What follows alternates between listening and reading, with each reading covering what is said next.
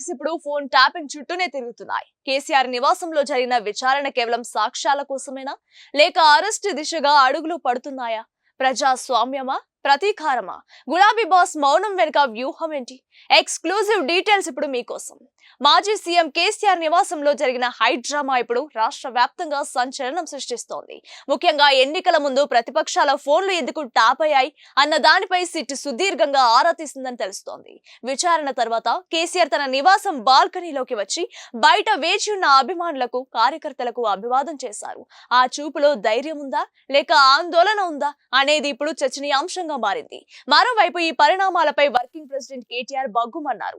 ఇదంతా బురద జల్లే ప్రయత్నమే అని కొట్టిపారేశారు. ఢిల్లీలో సోనియా రాహుల్ ని ఈడీ పిలిస్తే కాంగ్రెస్ చేసిన రాద్ధాంతం మర్చిపోయారా? మా నాయకుడిని పిలిస్తే మేము ధర్నాలు చేయకూడదా అంటూ రేవంత్ సర్కార్ కి గట్టి కౌంటర్ ఇచ్చారు కేటీఆర్. రాష్ట్రంలో శాంతి భద్రతలు గాలికి వదిలేసి కక్ష సాధింపు చర్యలే అజెండాగా మార్చుకున్నారని బీఆర్ఎస్ ఫైర్ అవుతోంది. మరిన్ని ఎక్స్క్లూజివ్ అప్డేట్స్ కోసం చూస్తూనే ఉండండి కొలుగురి 24/7 న్యూస్ టీవీ.